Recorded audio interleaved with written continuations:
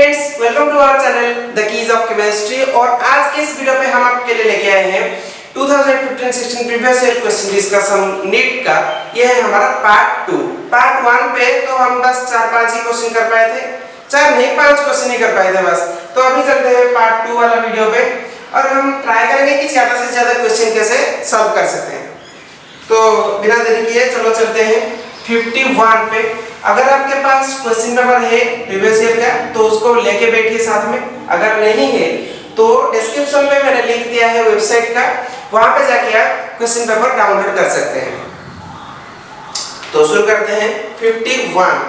ये बोल रहा है order of arrangement does not agree with the variation property indicated against it। मतलब कि 4 ऑप्शन दिया गया है और ऑप्शन ए पे दिखाया गया है Al3+, उसके बाद दिखाया गया है Mg2+, उसके बाद दिखाया गया है Na+ एंड लास्ट में F-। और बोला है इंक्रीजिंग आयोनिक साइज पे है या नहीं है। क्या है? आयोनिक साइज इंक्रीजिंग ऑर्डर पे है या नहीं है। तो देखते हैं ये चारों के पास क्या है, same number of electrons that is 10। चारों के पास सेम है। तो अभी हम क्या फोकस करेंगे कि किसके पास ज्यादा प्रोटॉन है। जिसके पास प्रोटॉन ज्यादा होगा उसका रिपल्सन अट्रैक्शन सब ज्यादा होगा, मतलब कि रिपल्सन से अट्रैक्शन ज्यादा होगा। अट्रैक्शन ज्यादा होगा मतलब वो बाउंड होके रहेंगे और उनका साइज घट जाएगा। अट्रैक्ट करके रहेंगे तो साइज घटेगा, ये फ्री में रहेंगे तो साइज बढ़ेगा। इसका साइज मतलब ऐसे नहीं बढ़ेगा, इनके कंपैरिजन पे, इन चारों के कंपेयर पे इसका, इन तीनों के कंपेयर पे इसका, इन दोनों के कंपेयर पे इसका, क्योंकि इसके पास ज्यादा है, इससे ये थोड़ा कम है, इसके ये थोड़ा कम है, ये थोड़ा कम है। तो ऐसे अगर देखेंगे ये सीरियली मतलब ये क्वेश्चन सही है। क्यों सही है? क्योंकि अभी ये प्रोटॉन ज्यादा है, इसके पास कम है, इसके पास कम है, इसके पास और कम है। तो साइज के हिसाब से ये वाला पॉइंट हमारा आयोनिक साइज वाला पॉइंट ठीक है। लेकिन हमें तो फॉल्स स्टेटमेंट ढूंढना है ना। तो अभी चलते हैं हम ऑप्शन नंबर बी पे। तो ऑप्शन बी क्या बोल रहा है? B C increasing first ionization enthalpy. First ionization enthalpy पे पीसी। अच्छा रे भाई साहब, यहाँ पे ऑक्सीजन होना था और यहाँ पे नाइट्रोजन होना था, ये गलत कर दिया तूने। अब तो फांसी होगी तुझे। क्या होगा? फांसी होगी। Increasing first ionization enthalpy. First ionization enthalpy, electron release करने वाला कौन सबसे पहले इलेक्ट्रॉन दे पाएगा और उनके पास कितने इलेक्ट्रॉन है नहीं पता। देखो हाइड्रोजन के पास 1 है, हीलियम के पास 2 है, लिथियम के पास 3 है, बेरिलियम 4 है, बोरॉन 5 है। 5 है मतलब 2 3, 2 3 मतलब 2 2 1 2, that is 1s 2s 2p। ये जो 1 है ये 1 को रिमूव करना इजी है, तो ये वाला सही है। उसके बाद आता है कार्बन। कार्बन के पास 2 इलेक्ट्रॉन है, 2 इलेक्ट्रॉन है आउटर मोस्ट पे 2 इलेक्ट्रॉन है, मतलब फिर भी इसको रिमूव करना इजी है। लेकिन नाइट्रोजन हाफ फील्ड है तो इसको रिमूव करना उतना आसान नहीं है जितना ऑक्सीजन का रिमूव करना। ये वाला पॉइंट हमारा क्या है? गलत है। अभी चलते हैं सी वाला पॉइंट पे। मैंने पहले ही आपको बताया था कि अगर एक क्वेश्चन का आंसर जो दिया गया है आपको among A, B, C and D options which is wrong or which is right, you have to choose one। अगर आपने एक को देख लिया कि ये सही है या ये गलत है, मतलब ये आंसर है, तो आप नहीं जाओगे सेकंड ऑप्शन या थर्ड ऑप्शन या फोर्थ ऑप्शन पे, अगर पूरा 100% कंफर्म है। लेकिन यहाँ पे क्या है, क्वेश्चन ही गलत है। ये 51 नंबर क्वेश्चन जो कि ग्रेस मिला था उस टाइम, क्योंकि बी वाला और सी वाला दोनों आंसर हो सकता है। सी वाला क्या है पॉइंट? अरे सर क्या आप भी ना रट के आ गए हैं क्वेश्चन सॉल्व करने। एक्चुअली मेरा यही था तो इसीलिए पता है। Increasing electron gain enthalpy, electron gain enthalpy के हिसाब से फ्लोरीन, क्लोरीन, ब्रोमीन, आयोडीन के हिसाब से ऐसा डिक्रीज होता है, हमको पता है फ्लोरीन, क्लोरीन, ब्रोमीन, आयोडीन। तो ये वाला पॉइंट भी है। और डी ऑप्शन तो छोड़ ही दो, मेटालिक रेडियस वाला है, वो तो वैसे ही नहीं है। अभी चलते हैं हम 52 पे।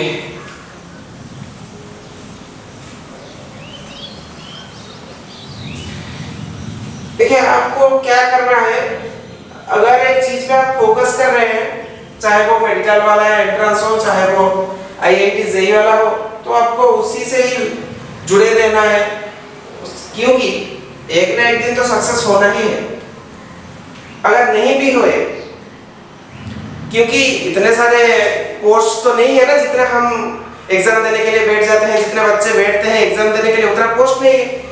तो अगर आप सही से पढ़ाई करेंगे, अगर आप पूरा मन लगा के पढ़ेंगे, तो आप एक डॉक्टर नहीं बनेंगे, लेकिन एक क्या बनेंगे, डॉक्टर नहीं बनेंगे तो नर्स बन जाएंगे। 52 Which of the following statement is false? ये तो बायोलॉजी वाला क्वेश्चन है, सी बोलो या 3 बोलो ऑप्शन, क्यों यहाँ पे 3 है, सॉरी मेरा एक आदत रह गया है एबीसीडी वाला, तो इसीलिए चल रहा है। तो Ca3+ ion are not important in maintaining the regular beating of heart। Ca3+ ion जो कि रेगुलेट करता है, क्या रेगुलेट करता है? Ca3+ ion regulate the beating of heart।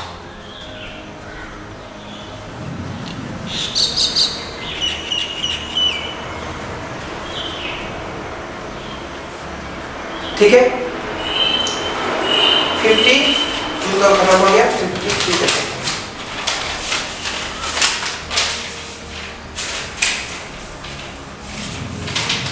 Hydrogen के बारे में कौन सा पॉइंट गलत है?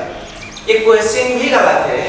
53 वाला क्वेश्चन का आंसर 2 आएगा, दैट इज 53 का आंसर 1 भी ठीक है और 4 भी ठीक है। 1 नंबर क्वेश्चन बोल रहा है hydrogen has 3 isotopes, tritium is the most common, और हमें पता है क्या, प्रोटियम, ड्यूटेरियम, ट्राइटियम करके, सॉरी प्रोटियम, ड्यूटेरियम, ट्रिटियम करके 3 आइसोटोप है, उसमें प्रोटियम ही ज्यादा कॉमन है। तो ट्रिटियम वाला ये वाला पॉइंट मतलब ये सही हो गया, फर्स्ट स्टेटमेंट हमें चूज करना था। फोर्थ ऑप्शन बोल रहा है हमको कि dihydrogen does not act as reducing agent, जबकि डाइहाइड्रोजन ही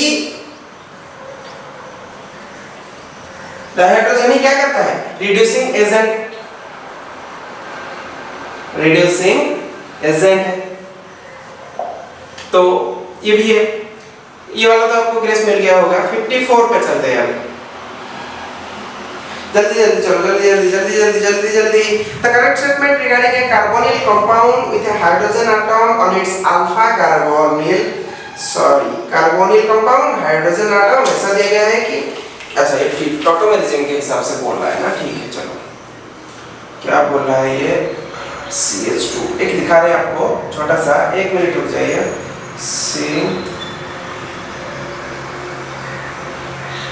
C करके R कर देंगे, और इसके लिए क्या करेंगे हम, यहाँ पे लगा देंगे R।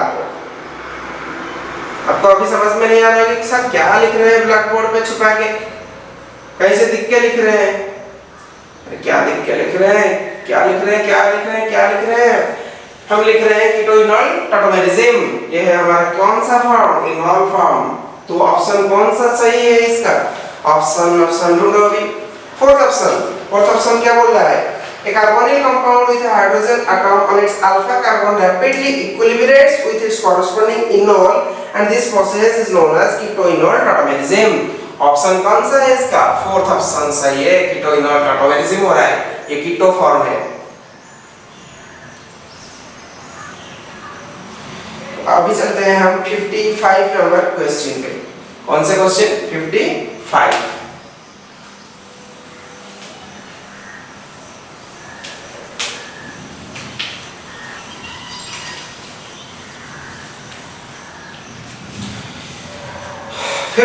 क्वेश्चन तो फिजिकल केमिस्ट्री का है। आप क्यों कर रहे हैं? अब तो फिजिकल केमिस्ट्री नहीं आता है आपको। 55 my, ये my है मतलब कि क्या है, ये my है तो ये m प्लस होगा, m माइनस होगा, y माइनस होगा। ये तो क्लास 3 को भी पता है, तो 1 माइनस x करेंगे, s कर देते हैं, और ये है ऐसे, ये ऐसे, तो इसका KSP केस क्या होगा, KSP that is equal to s into s square, so s is equals to KSP the square root, that is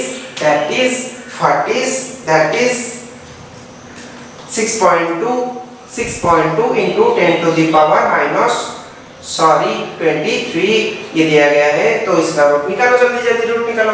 अभी देखते हैं क्वेश्चन का सेकंड पार्ट है ny3 that is equals to n3 plus 3y minus 1 minus s 3s। तो अभी क्या करेंगे, अभी हम करेंगे KSP is equal to s into 3s to the power 3, that is 27s4, that implies s is equals to how much, KSP divided by 27 whole to the power 4 करके ऐसे भी कर सकते हैं, नहीं तो आसानी से लिखने के लिए ऐसे भी कर सकते हैं। तो KSP by 27 that is 6.2 into 10 to the power minus 23 divided by 27 whole to the power 1/4 है। तो अभी देखो कि ये बड़ा है या ये बड़ा है, इसका वैल्यू आएगा 10 to the power minus 7 करके, और इसका वैल्यू आएगा 10 to the power minus 3 करके, इंटू XYZ जो कुछ भी है उसको छोड़ दो, क्योंकि बहुत छोटा छोटा आएगा, तो 10 to the power minus 7 ये आएगा, तो 10 to the power minus 3 ये आएगा। तो उसके हिसाब से ऑप्शन चूज कर लेते हैं कि कौन सा आएगा। तो SMY और SNY खत्म। 55। अभी चलते हैं 56 पे। अभी चलते हैं कहाँ पे, 56 पे। एक क्वेश्चन में पूरा व्हाइट बोर्ड फुल हो जा रहा है, इसीलिए ज्यादा टाइम लगता है शायद।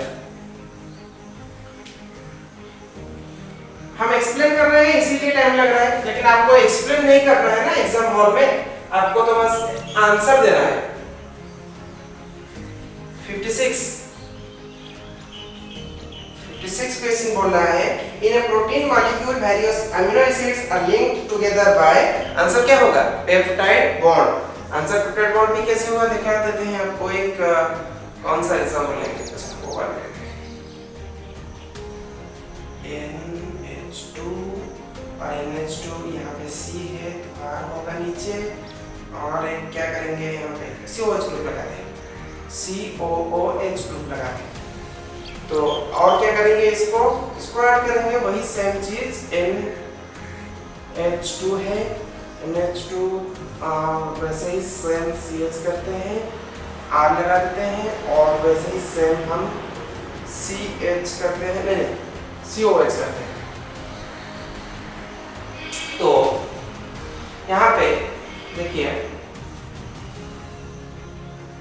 NH2 CH R C11O that is NH, सब छुपा के क्या कर रहे हैं, that is not James bond भैया नहीं है, ये क्या है, पेप्टाइड बॉन्ड वाले भाई साहब है। तो 56 गया, 57 नेचुरल रबर ना, नेचुरल रबर इसको लिख लो जल्दी डू इट फास्ट। कितने में हो जाएगा 57 नेचुरल रबर ड्रा करो तो C है, यहाँ पे क्या होगा हाइड्रोजन, यहाँ पे क्या होगा CH2 मतलब यहाँ पे डॉट रहेगा एक और चेन, यहाँ पे क्या रहेगा H, यहाँ पे क्या रहेगा CH2, जल्दी जल्दी ड्रा करो CH2 मतलब यहाँ पे क्या रहेगा C डबल बॉन्ड C और यहाँ पे क्या रहेगा हाइड्रोजन, तो यहाँ पे क्या रहेगा CH2 और यहाँ पे क्या रहेगा हाइड्रोजन, तो यहाँ पे क्या रहेगा डॉट डॉट डॉट करके। ठीक है, तो ऐसे बनाओ हाइड्रोजन। ये वाला क्या है, इसे हम बोलते हैं नेचुरल रबर। क्या बोलते हैं, natural rubber. That is polyisoprene. That is what, polyisoprene. और ये भाई साहब क्या है, ये भाई साहब क्या है, सिस है। क्या है, सिस। 57 खत्म हो गया। अभी चलते हैं हम 58 पे।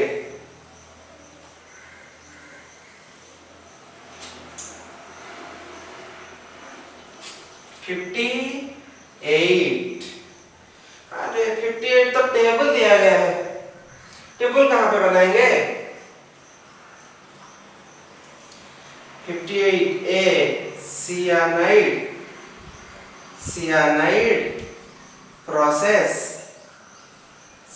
प्रोसेस का क्या होगा, सॉरी सियानाइड प्रोसेस का क्या आएगा आंसर हमारा।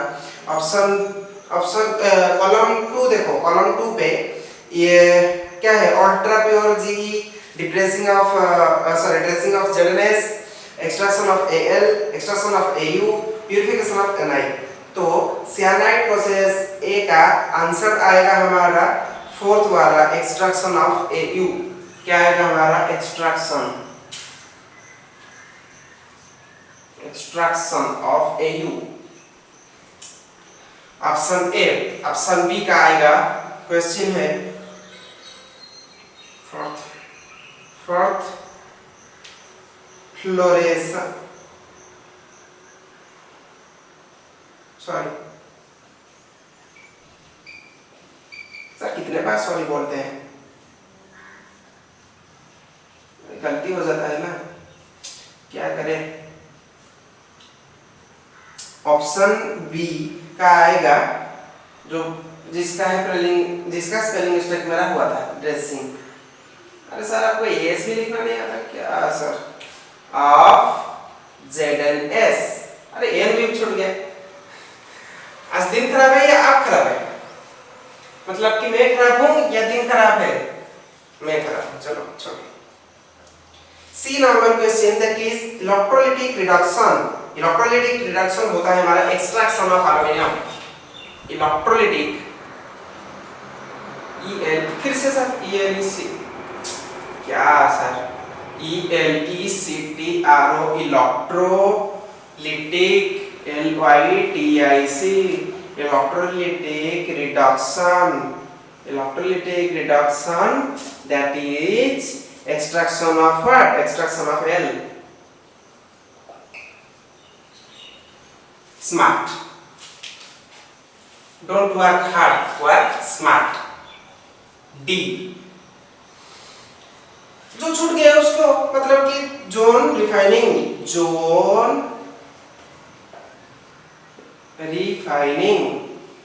रिफाइनिंग का जो छूट गया है वो देख लो।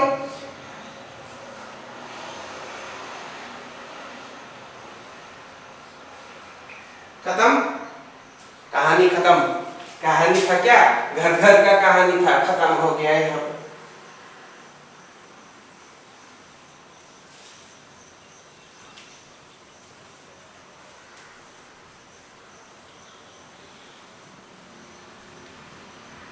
आंसर तो वैसे भी पहुंच गया होगा आपके पास, इसीलिए हम डिस्क्राइब कर देंगे तो आपको इजी होगा, क्योंकि आंसर तो मतलब जहां भी आप ढूंढेंगे तो आंसर आपको तो मिल जाएगा, लेकिन डिस्क्राइब कौन करेगा, इसीलिए हम ये छोटा सा प्रयास कर रहे हैं आपको हेल्प करने के लिए। अभी चलते हैं 59, जल्दी चलो, जल्दी जाना है, जल्दी एटलीस्ट 60 तक चल जाना है। 59 क्वेश्चन बोल रहा है, which one of the following statement is correct when SO2 is passed through acidified K2Cr2O7 solution। K2Cr2O7 solution पे अगर ये बोल रहा है SO2 को पास करेगा तो SO2 गैस पास हो जाएगा जब क्या बनेगा, ये बोल रहा है ये K2Cr2O7 है मेरे पास और SO2 है, H2O है, तो क्या बनाएगा वो पहले देख लेते हैं, क्योंकि ऑप्शन जो पूछ रहा है ना, solution turn blue, solution decolourised, SO2 is reduced, SO2 is reduced, third option में दिया गया है कि SO2 इज रिड्यूस्ड है कि नहीं है, मतलब हमें रिएक्शन करके ही पता लगाना पड़ेगा। एंड फोर्थ ऑप्शन बोल रहा है ग्रीन Cr2SO4 ग्रीन कलर का फॉर्मेशन होगा, मतलब कि वो हमें चाहता है कि रिएक्शन हम करें तो हम देखेंगे कौन सा आ रहा है प्रोडक्ट। तो चलते हैं K2SO4 प्लस Cr2SO4 बन रहा है एंड K2SO4 भी बन रहा है। K2SO4 नहीं बन रहा है, एक्चुअली K2SO4 का 3 बन रहा है, मतलब ये SO4 तो नहीं होता ना, ये SO4 होता है और इसका 3, क्या गलत कर रहा हूं मैं, Cr2SO4 का 3 बन रहा है, 4 नहीं ये 3 है, ऑप्शन थोड़ा गलत है, ये होना चाहिए Cr2 हो गया, SO4 हो गया, SO4 का 3, ये सही है, शायद मेरा क्वेश्चन का प्रिंटिंग मिस्टेक है। तो ये बनेगा और इसके साथ भी हाइड्रोजन नहीं, ऑक्सीजन भी है, H2O निकल जाएगा। तो जब ये निकल रहा है तो और क्या नहीं सोचना, चल जल्दी से जाना है ऑप्शन डी के पास, क्योंकि ऑप्शन डी पे बोल रहा है कि ये फॉर्मेशन हो गया है, ये फॉर्मेशन जब हो रहा है हमें पता है तो ऑप्शन डी ही सही है, उसके हिसाब से देखेंगे। तो और आगे चलेंगे 60 नंबर क्वेश्चन पे, वो थोड़ा कॉम्प्लिकेटेड है 60 नंबर क्वेश्चन, कॉम्प्लिकेटेड नहीं है एक्चुअली, वो इलेक्ट्रॉनिक कॉन्फ़िगरेशन के बारे में पूछ रहा है 60 नंबर क्वेश्चन, दैट इज, और इलेक्ट्रॉनिक कॉन्फ़िगरेशन वो भी पूछ रहा है कि 60 के बाद में पूछ रहा है, मतलब 63 एक पूछ रहा है, कौन सा है 60, हाँ 60 नंबर क्वेश्चन पूछ रहा है 60 के बाद, मतलब औकात के बाहर। EU क्या होता है आपको पता है, यूरोपियम, EU होता है यूरोपियम, और यूरोपियम का ये बता रहा है एटॉमिक नंबर 63, और एटॉमिक नंबर 63 है तो जेनन से हम ट्राई करेंगे, जेनन क्या है 54, जेनन के बाद क्या आएगा 4F आएगा, जेनन के बाद क्या आएगा 4F आएगा, 4F के बाद क्या आएगा हमारा, 4F के बाद 6S आएगा,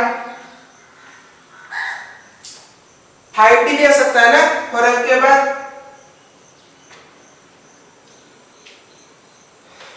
तो 5D के लिए अगर होगा कि नहीं होगा वो देख लेते हैं पहले, ये कौन सा ऑप्शन है, अच्छा सॉरी पहले लिख लेते हैं कि कितना आएगा, उसके बाद देखेंगे कौन सा ऑप्शन सही है। तो ये 63 है, 54 63 कितना होगा, कैलकुलेट करो, 54 63 9, रख दो 9 0, is this right, no, is this right, no,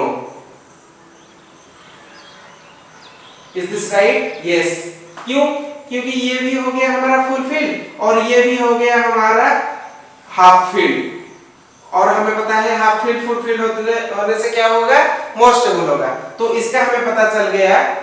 अभी हम चलते हैं second, that is GD gadolinium, GD gadolinium का 64 है,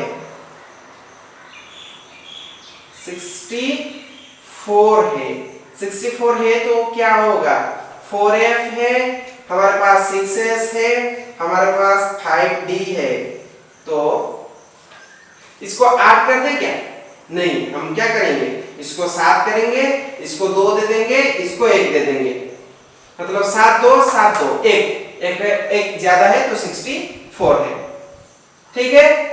हाफ फील्ड है, फुल फील्ड है, हाफ फील्ड है, स्टेबल है, फुल फील्ड है, मोर स्टेबल है, तो यही सही आंसर होगा। एक और ऑप्शन है दैट इज TB 65, इसका अगला वाला है इसे, तो ये क्या होगा, XC, हम एक और काम भी कर सकते हैं, चार ऑप्शन है हमारे पास, चार ऑप्शन में ढूंढेंगे ये दो पॉइंट कहां पे, अगर ये दो point A B C D जो चार हमारे पास है, अगर ये दोनों ए पे है, बी पे नहीं है, सी पे नहीं है, डी पे नहीं है, तो ये वाला पॉइंट भी सही है, मतलब ए वाला हो जाएगा हमारा आंसर। ऐसे भी हम ट्रिक अपना सकते हैं, जैसे कि हम यहाँ पे आप लेने जा रहे हैं जो है एक सी, ये एक्चुअली होता है 4F9 5S2, ये आता है ऐसा फुलफिल मोस्ट टेबल करके। तो आंसर क्या आएगा इसका, ऑप्शन डी। चेक कर लो ऑप्शन डी आ रहा है कि नहीं। 61 हमें बोल रहा है